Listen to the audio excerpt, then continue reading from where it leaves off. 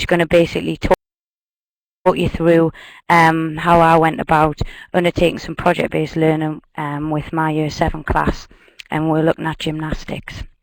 So basically I'm going to start by just taking you through a project summary. What was my starting point, what were my students going to do, and why were they doing it. So it was gymnastics on the curriculum. I knew I had a fantastic class quite early doors in the year, so I wanted to be taking them through a project. I knew I needed an essential question, which I'd read from Ron Berger's stuff that I'd gone through, which students would spend time during the project investigating. And I'd managed to secure 3 full days with my students because we have the luxury of what is commonly known at our school as a green week, so essentially intervention. So I planned the project during the 3 days. I wanted students to be able to identify the learning that needed to take place in order to answer the essential question. This involves students choosing and designing their own resources. So by that I mean teaching cards, videos that they could use to teach with and the use of the iPads. I also wanted to enhance and improve their performance, being one of my main objectives.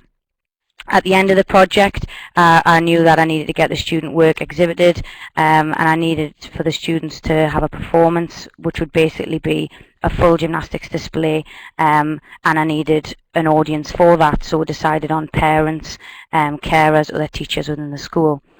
We also decided that they would present their findings in the form of a gallery of their work to go along with it. So the essential question then came out as, is the perfect score in gymnastics impossible?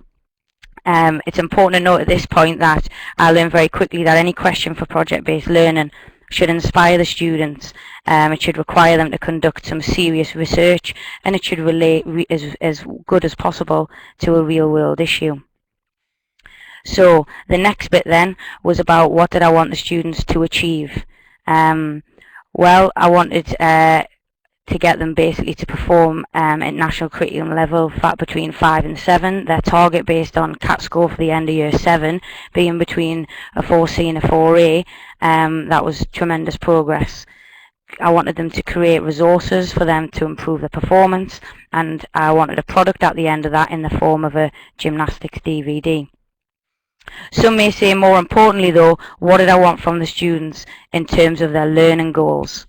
So basically we looked at, if I can just move now to the practical pictures, we wanted students to not only improve their practical ability, but we also wanted them to improve their knowledge and understanding of gymnastics by critiquing each other's work. We wanted them to learn about how the use of resources can improve physical competence through multiple drafts of their sequences, of their resource cards, of their videos. Also wanted students to develop as independent learners and thinkers, and basically due to the reflection and review of each other's work and of themselves that they would undertake each day, and that really was the crucial bit for me. In terms of curriculum content, students would obviously improve their knowledge and understanding of what needs to be achieved in relation to skill and sequencing, critically evaluating how well it's been achieved, and then again importantly for me, then finding ways to improve.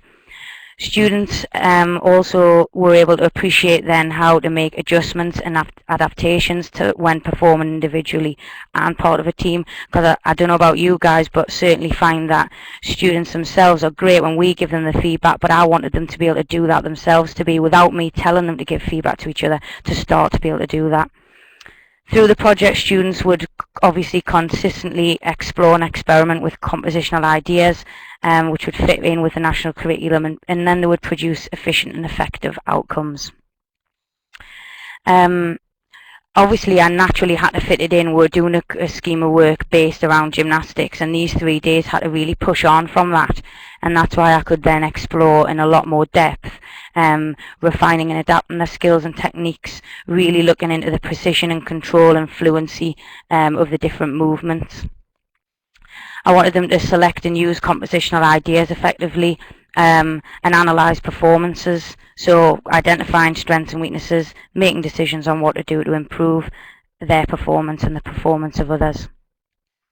We're built in progress milestones, and I think that's a crucial thing to point out at this stage.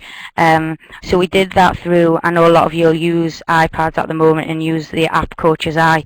Well, we're built in a lot of progress checks around self-assessment and peer assessment using that. We're built in progress milestones around critiquing each other's resource cards, again, peer and self-critique. We also brought in self-assessment using solo taxonomy. We had a journal log that we used all the time, and we logged progress through that method. Resource cards were a big part of it. They were a big part of it because if you go back to the question, we needed the students to understand that can they improve their performance if they're going to better their performance. So with the resource cards, we looked at them having total ownership at this point in terms of them choosing the skill, choosing the design. So you can see they did work on the computers at this point, and then they came back into the gym.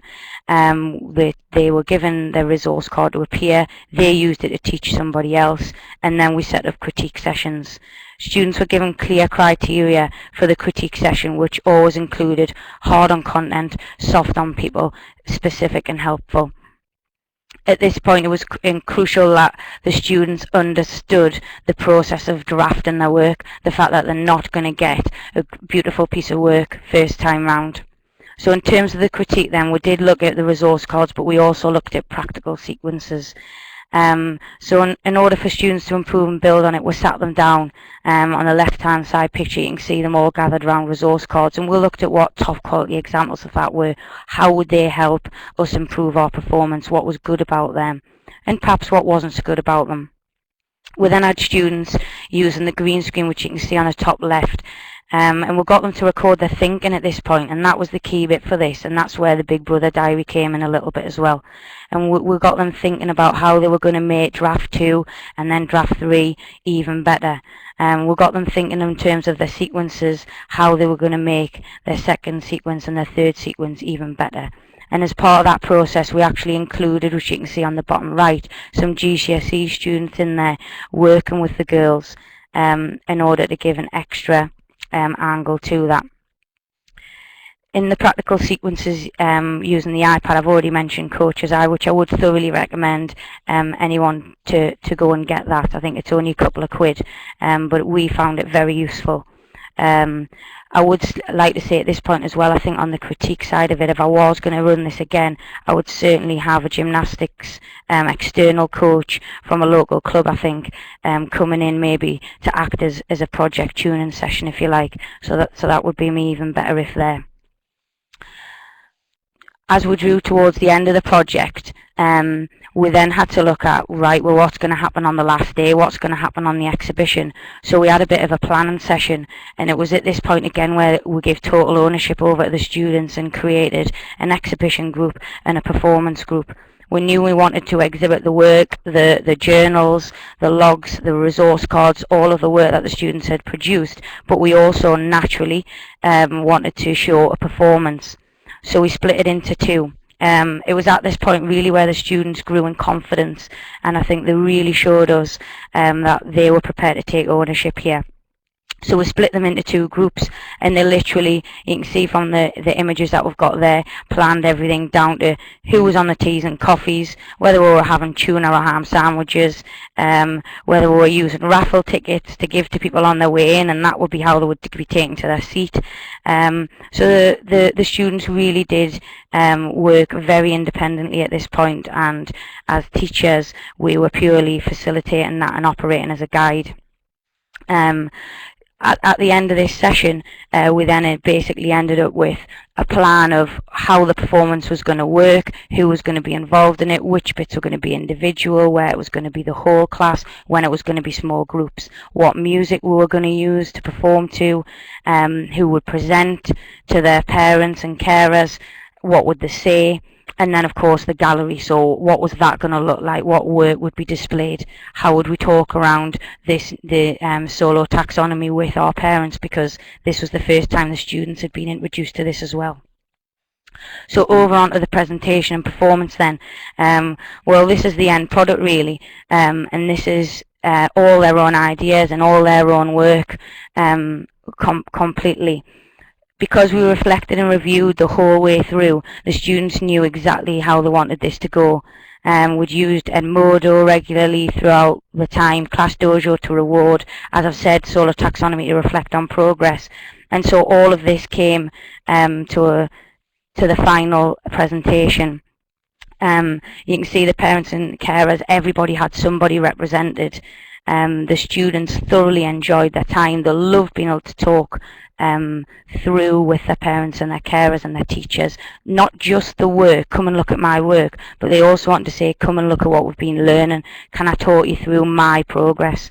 And it wasn't just progress in terms of assessment levels. I'm talking about progress in terms of their thinking and the journey that they'd been on. So to sum up, really, I think I've now got a group of students who are hungry to take responsibility for their own learning, and if I'm honest, they've probably got a better language for learning than I have, certainly, and I'm very proud of the work that they've done. And in terms of recommendations, I got a lot of support and help from people on Twitter. Darren Mead, Tate Coles, two people I would thoroughly recommend people follow. Getting hold of the Ethic of Excellence, Ron Berger book. They were really crucial to the reading that I'd done before I went ahead with my first project. And yes, there are things that I would certainly change around the critique element of it. But if you want students to be able to take responsibility for their own learning, be fully involved